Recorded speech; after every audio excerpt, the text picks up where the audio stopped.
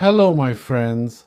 When I wrote my book Escrologie, which is, by the way, very often at the top of Amazon's bestsellers, I didn't expect that current events would surpass even my wildest predictions. It's not a book of predictions, it's a book that lays out facts that can be verified. But what shocks me is that despite this work, I am horrified today by what is happening in the United Kingdom. The United Kingdom is in a frenzy, in a very obsessive frenzy about the climate and what they want to do. So the latest project I'm telling you is that they want to allow them to block out the sun with aluminum flakes or something else they want to release. It's insane, it's terrorism, it's biological terrorism or chemical terrorism or whatever you want to call it, because first of all, the sun doesn't belong to them to begin with. Secondly, to tell you a bit about the atmosphere and the obsession around this, we now have the highest energy prices in Europe. We are one of the most expensive countries in terms of energy, and this is done on purpose. The energy suppliers, they are taxed at 78%. It is precisely this tax that is passed on to us, the consumers, and creates energy poverty. As I have told you many times, a lot of British people have to choose between heating and eating. A lot of retirees and even working people, workers and all that, can't heat their homes and live at home bundled up wearing hats and gloves. I've seen people, my friends, living in Victorian-style houses wearing gloves and then just stopping there just to be able to manage their daily lives without the gloves bothering them. People live like that. It's a cold country. It's a cloudy country. The average temperature in London is below 20 degrees. The maximum in July and August is below 20 degrees. Even if there are occasional spikes above that, the annual average is below 20 degrees. If you go to the north of England, the average for July and August is below 14 degrees. In the past few days, we've had media outlets have headlined horrible. I assure you that word didn't come from me. Horrible heat wave. Horrible heat waves, the temperature will reach 22 degrees. So this is obsessive madness. Honestly, we've completely lost touch with reality. And then we keep making policies that are completely destructive for the country, for the people, even for nature. So now the latest madness is that he just allocated 50 million. So, of course, you should also know it's a country, as I told you, with the most expensive energy in Europe. It's also one of the most corrupt countries in Europe today. That means what we regularly see projects. And when you see an abracadabra project that has been set up, it usually means there's money behind it. A taxpayer-funded pot of money always comes with it. And that money, well, you have to keep track of it afterwards. And money, well, that's why I often talk about scamology. It means that in reality, what is displayed, what is shown on the surface is an abracadabra project. I'll give you just a simple example. 30 billion for machines to capture carbon from the air. When I was a child, we called those trees.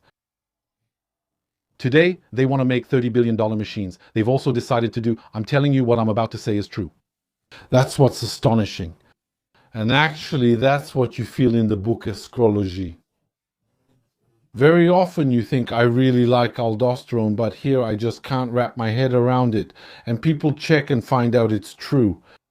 And here what we have is we're going to launch a project to recover the dissolved CO2 in seawater. That means actually gases dissolve in water. You should know gases, oxygen, CO2, all gases, nitrogen, have the ability to dissolve in liquids. That's why, for example, those who go scuba diving, when they come back up, they have to observe decompression stops. Why? Because when the pressure is high, they're breathing at like 40 meters deep. But when they spend an hour at 40 meters deep, well, they've stayed long enough for a large amount of nitrogen to diffuse into their tissues and their blood. So it's going to dissolve in there. I'll give you a simple example. You open a bottle of soda. What are you going to see? You take a bottle of soda. It's under pressure inside. When you open the bottle, what happens? When you open the bottle, you're actually bringing it to atmospheric pressure. You're going to match the atmospheric pressure. What is the gas inside going to do, which was dissolved under high pressure? Well, since the pressure drops, it's going to come out. Okay? So gases can dissolve in liquids, just like sugar dissolves in liquid, actually. So that they want to do, recover the CO2 dissolved in seawater.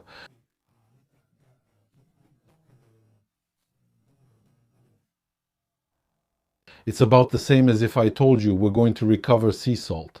It's as if I told you, I'm going to go to this beach, I'm going to build a factory, I'm going to start collecting salt, and then by collecting enough salt, the world's oceans will turn into lakes. It's about the same level.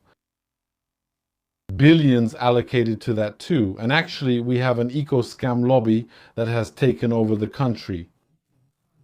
We're heading toward the final plundering. That means at the end of this plundering, when we come out on the other side, we'll find ourselves in a country where there's nothing left to plunder because we'll be poor. Because at that point, we won't even have people choosing between eating and heating. We'll have people who can't heat themselves or eat.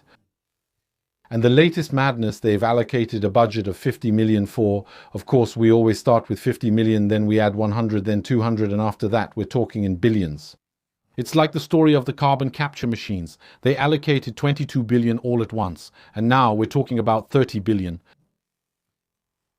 And what's happening is that it's a project that's very dear to Bill Gates.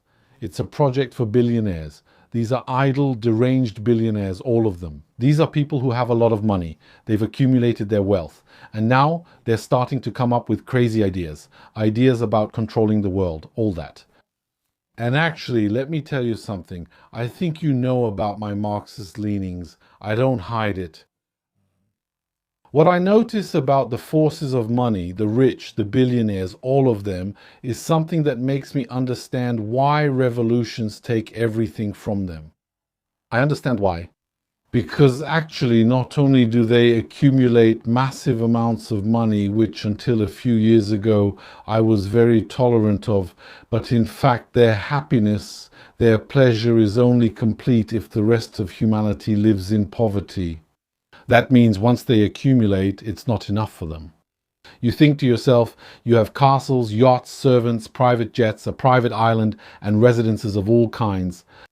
That should be enough for you. Normally, that's enough for your happiness. You live, you let live. No, they can't live and let live. That's not in their program. It's not in their DNA. That's not it. What they want is, once they've accumulated so much that you could throw millions and billions at them and it wouldn't change their standard of living. This time, what if we deprive others?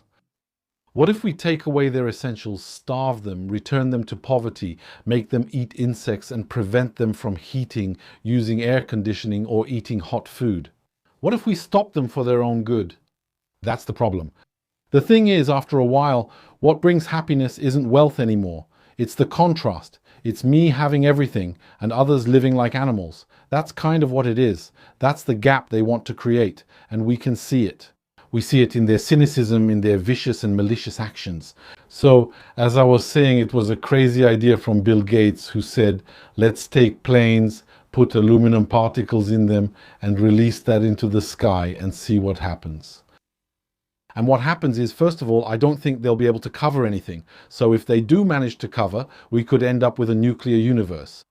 We could end up with, already in this country, it's very cold, there's no sun, and on top of that, look at the madness. But we're no strangers to madness in this country. Look at the madness. So on one hand, we're seizing farmland. We use tax techniques and other methods to seize farmland. Now we want to cover them with solar panels that we bring from China. Now we want to block out the sun. There's no logic in that. The only logic is plundering. Okay, that's the only logic. But then it's wrapped up in a bit of ideology, isn't it? We're just going to wrap that up a little to make people believe it, to make the average housewife swallow it, who unfortunately continues to believe in that nonsense. The more they believe it, the more miserable they'll be. Take France, for example. When Macron arrived, France's debt was around 2 trillion euros. The debt has risen by 1,047 billion euros, of which 1.5 billion has been spent so that you can swim in the Seine. I hope you can swim in the Seine right now. Okay? Where did the 1 trillion go? Did you feel them? Did you feel that your standard of living improved? Did they give you money? Did they help you? Did you feel anything? There are countries with zero taxes. They have flying taxis. There are countries with zero taxes. They have vending machines on the street where you can buy 24-carat gold bars. There are countries with zero taxes. They have the best roads in the world. France with suffocating confiscatory taxation. Revolutions have broken out in the past for much less than that. In the United Kingdom, taxes are the same as in Germany. Today, we're starting to become like France. For a state that gives absolutely nothing, we live off the state. Today, we have the same level of service as there was in the Victorian era. In France, they take a lot from your salary, but if you lose your job, you get 2 years of support.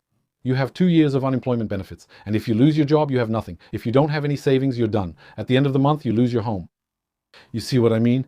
So I was saying that Bill Gates had this crazy idea. He's been thinking about it for a very long time. So if it works out, we end up with a nuclear winter.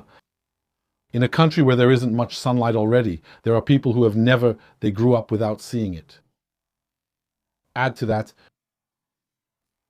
it can also go elsewhere. We can create a cloud of aluminum particles here. And then, well, the wind being what it is, it doesn't stop at borders. It's not like back in the days of Chernobyl when clouds stopped at borders. It can end up anywhere. Thirdly, these particles that we're going to put into the air, which belongs to everyone, it's not the property of the United Kingdom, it's not the property of Bill Gates or a British minister or anyone else. It's a common good. And imagine that we contaminate it with aluminum particles and then we start breathing them in.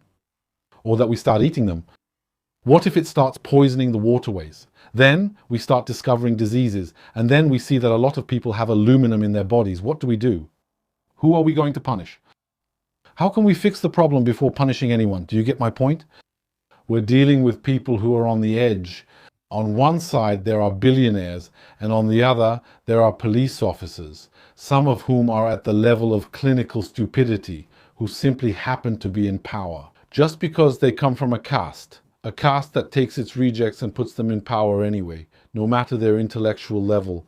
These are people who, in real life, wouldn't have been able to get a normal job, wouldn't really have been able to live a normal life. But since they come from a caste, you have to know that here, and I think it's the same for you too, to a large extent, but here it's a bit more openly acknowledged, everyone who leads comes from a caste.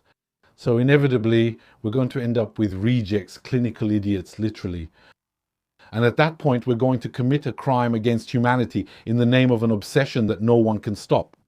And what I notice in the United Kingdom is always this obsessive behavior. Very, very obsessive. They are obsessive. When they have an idea in mind, they can commit atrocities. There's no way to reason with them, to stop them. That's it. So, I just wanted to tell you, we're about to commit a crime against humanity. I hope other countries will intervene. I hope so, because I don't think the solution will come from here, but I hope that from outside there will be other countries or the UN or I don't know who, right? I hope some higher authority intervenes and says, wait, what are you doing? Right now you're about to poison us all. There you go, my friends.